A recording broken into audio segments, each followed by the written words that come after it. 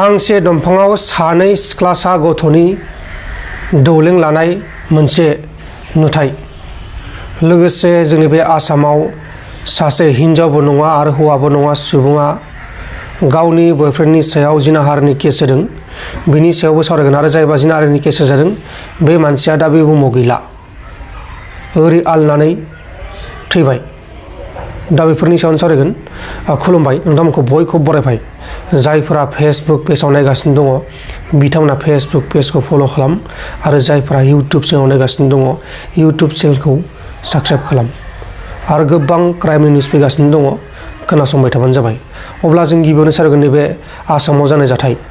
आसामाव सासे हिनजावबो नङा बा ट्रान्सजेन्डार होनो बिदिखौ, ट्रान्सजेन्डार सुबुङा सासे हौवाजों बा सेंग्राजों गोसोलायोमोन आरो बे ट्रान्सजेन्डार सुबुङा बै गोसोथोनाय सेंग्राखौ गावखौ जुलि खालामनो थाखाय प्रेसार खालामबाय थादोंमोन। आंखौ जुलि खालाम, आंखौ जुलि खालाम, आं नों नङाबा थानो हाला, आंखौ थाबैनो जुलि खालाम, आं नोंजों हाबा जानो लुगैबाय, बेबायदि होननानै बुंदोंमोन। नाथाय सेंग्राया ओहो, आं नोंखौ लानो हाथ'आ दानो, नों जाबाय हौवाबो नङा हिनजावबो नङा, आं नोंखौ बोरै जुलि खालामनो, आंखौ रायजोफोरा मा बुंगोन, आंखौ समाजा मा सानगोन, बेबायदि होनना बुंदोंमोन। बिनि उनाव जायबा बिदि बुंजानाय बा ट्रान्सजेन्डार सुबुं बियो पुलिसनि केस होयो, जिनाहारिनि केस होयो। उनाव बे सेंग्राया गावनि जिउखौ दौलें लानानै गावनो फोजोबो। बे जाथाया जादों गुवाहाटियाव। गुवाहाटि नोगोरमानि सिङाव थानाय पान्डु ओनसोलाव सासे सेंग्राया जुलि खालामनो गिनानै दौलें लानानै गावनि जिउखौ फोजोबदों। थैनाय सेंग्रानि मुङा जाबाय मानसुर आलम। मानसुर आलमा बिदन बरुवा मुंनि सासे ट्रान्सजेन्डारजों गोसो थोलायदोंमोन आरो बिदन बरुवाया आलमखौ गावखौ जुलि खालामनो थाखाय प्रेसार खालामबाय थायोमोन। नाथाय आलमा आं नोंखौ जुलि खालामनो हाया बायदि बायदि रावजों थगायनानै बुंदोंमोन आरो जुलि खालामिनि बिदना मनसुर आलमनि बेरेखा जिनाहारिनि केस होदोंमोन। बेनिखायनो मनसुर आलमा गावनि जिउखौ गावनि रुम सिङाव दौलें लानानै फोजोबदों। दा बिदिनो जायो, बे मनसुर आलमा थैनांबाय बा दौलें लानानै थैनांबाय। बे मोनसे थांलायबाय, बिदिनो गोबां जाथाय जायो। दानिया फैदो, फांसे दंफाङाव सानै हिनजावसानि जिउ खहा। फांसे दंफाङाव बोरै जिउ खहा? फांसे दंफाङाव बिसोर सानै हिनजावसा गथ'खौ दौलें लानानै थैना थानो मोननाय जादों। बे जाथायाबो जोंनि बे भारतावनो जादों।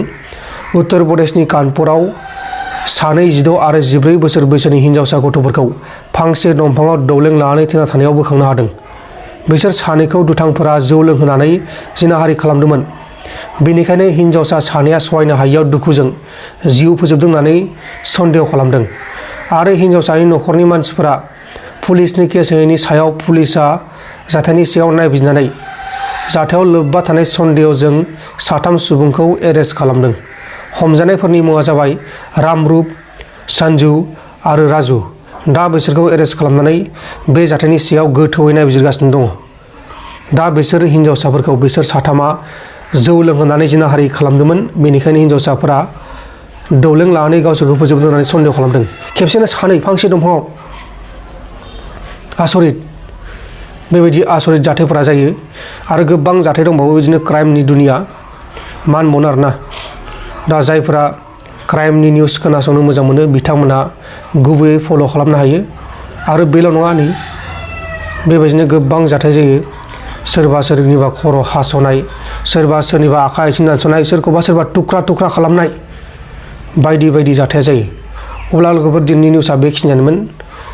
दा जायफोरा चेनेलाव गोदानै फैदों बिथांमोना मिथिखायो मा बुंगोन। दा लाइक खालाम, गोसोबा खालाम, आरो खालामनो गोसो गैयाबा दा खालाम। गोजोन्थों, एसेनोसै। जै बर' हारि।